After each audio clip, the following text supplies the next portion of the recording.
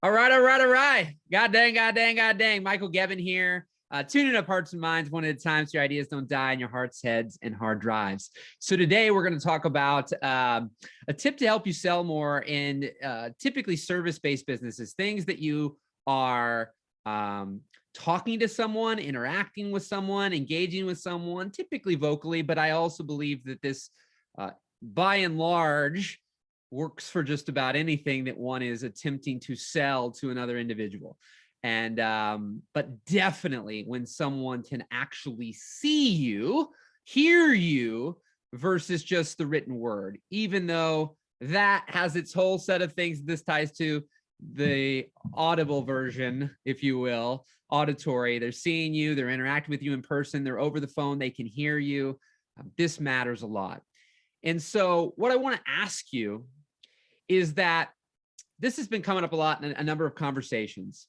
If someone were to ask you right now, what makes your business or service different from everybody else, what do you do? Right? What do you say? It's different. And is it really just what you say that matters? Now, this is the part that maybe a lot don't talk about. I know I didn't. I'm going to give you a couple stories here that illustrate my point. And the word that's going to come up before this is resonance, vibe, vibration, your energy, your enthusiasm. And everyone has these at varying levels. But let's dig in. So back in the day, some of you have heard this, but I'm going to tie the context to what we're talking about today and how this matters when you think about what you're selling to people that you want them to buy, whether it's your art, whether it's your writing, whether it's your videography, your photography, et cetera, et cetera. In the beginning of people doing things, you might have been like me in my company called Gebb's Total Video, and you're doing all sorts of things, and there's not anything that really sticks out that you love or dislike. It's all fun. You'd be happy to do anything for free or cheap or any price because you're just like, wow, this is cool. Like, I'm getting into photography, and it's so awesome that somebody was willing to give me $50 to come out for a couple hours and take their photos. This is so exciting. I've had a job I haven't liked.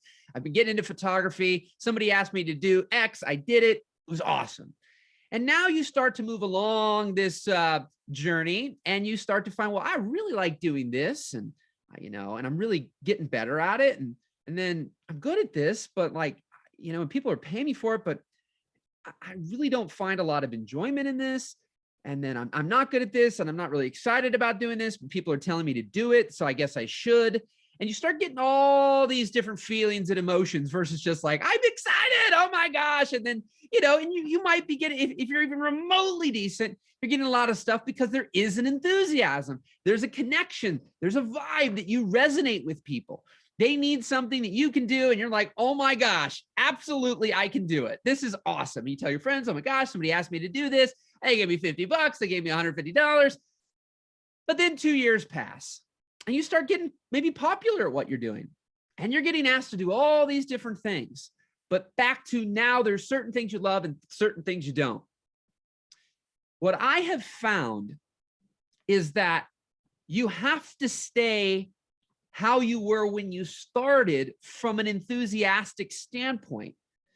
Now, the problem is I believe there's a difference between lip service and how you actually feel. How you actually feel combined with the lips moving is what matters. Not I say one thing and internally feel another thing. So if I asked you, what's the difference in your services compared to someone else? Like, what makes you different? And you give me a whole spiel, but inside, or you tell your friend, I get asked all the time, what makes us different? And, this is what I say, but if I'm being honest, not much. So really the truth of the matter is you tell someone one thing, but you actually believe another, which is, how are you different? To the prospective person, you tell them all these things. But if you tell your friend, you go, I tell them all this stuff, but quite frankly, there ain't much different. what I find is it's not that no one will sign up and no one cares, and you won't make any money off that thing that somebody comes to you, wants you. How much are you? How are you different? Are you available? Yeah, here we are. Here's this. And essentially you say this whole thing and you actually don't mean it, or you don't believe it. It doesn't mean no one will book, but I do believe that far more will book when what you say, you actually have absolute certainty and conviction around, and resonance. Like you resonate with it, like you're excited, and then people feel that. And I think that there are people who are very tactical, strategic. I say certain things and they may mean it, but they approach it very different from anybody who's observed me. I mean, I am very extroverted, and introverts tend to interact differently. But I find that even introverts, when enthusiastic about something, will show up far different than not. Extroverts, far different than not. So just because you're an introvert, an extrovert, different personalities, when you're with somebody and they're interested in what you do, like if you're talking about what you really love, there's a different way you show up than if you're just going through the motions of something that you think you should, but you don't really want to. And so you've heard it before, probably, maybe not if you're brand new. I used to shoot weddings. I used to shoot a lot of things. Now I coach full time, but essentially I coach it because I just fell in love with it more, not because it was easier. That's the thing. The transition I made specifically in 2018, 2019, I've told people I'm always looking for the faster, the more efficient, at times the easier ways to do things, depending on what it is. But the easier thing for me to do would have been just doing video production and giving up on what I'm doing right now. So I'm all for knowing there'll be challenges and sometimes in transitions. And so what felt like the easier thing to do back in the day was to keep being an order taker and doing what people told me to do. So when I had all this information, I'm doing all these things for weddings, I'm delivering 10 or 12 videos. In the beginning, it was great. It was fun. It was exciting. And then it slowly but surely started to weigh on me, and I was overwhelmed. And then I had all these edits that I wasn't getting done and I was procrastinating on, and I didn't want to do. And it was hard to even get people excited who wanted to help me and pay them to do it. And they were procrastinating on it. And I started to ask my couples what they love. Now, here's what's interesting. I used to try to sell the same day edit. Now, I loved doing the same day edit. From 2006, when I did my first one, till 2010-ish, I probably did the majority of the ones I did for free. Why? Because when people asked me who weren't already convinced that they wanted, like, I got to have the same day edit, then what happened is, oh, you need a wedding video, and I'm going through what I do and how I do it and all the videos I offer and all these things. And I go, and I got this thing called the same day edit. And it's this much more, $850 more. And people go, well, wouldn't it be better if you had more than a couple hours to edit? Like, that doesn't really make sense. So a lot of people at that day and age were like, it doesn't make sense that in a few hours you could make a better video than if you had 2 weeks, 2 months, 2 years. Now, here's where the key of this whole story comes in. Most people wouldn't pay extra because my response was, well, I don't know. Maybe it would be better. I had no certainty and no conviction that when they asked me that I did make a better video. So, but still pay me to do something that I'm basically telling you, not directly, like, yep, for sure, not as good, be a lot better if I had more time. Right? I didn't say those words exactly, but my whole vibe, the way I responded was very weak and not much confidence or conviction or certainty behind it. So most people didn't pay for it because I'm telling you, yeah, I'm not going to make the best video probably, but pay me anyways. So when I made a shift, not in the people who were calling me, in fact, not even in my price, because at one point in time, I was offering almost 10 or 12 videos for $3,500. And I thought, how do I charge more? Add more hours, add more time, add more deliverables, add more cameras, add, more. Until I made a shift, and it was only an internal one, which is why I'm tuning up your heart and your mind, baby, and getting you so that your ideas don't die in your heart sets and hard drives, because there's those things that are inside of us that bring us alive, but they're dying inside. So I love doing the same day edit, but all these other things I thought I had to do, peers told me, you can't just do that. Nobody will pay you for that.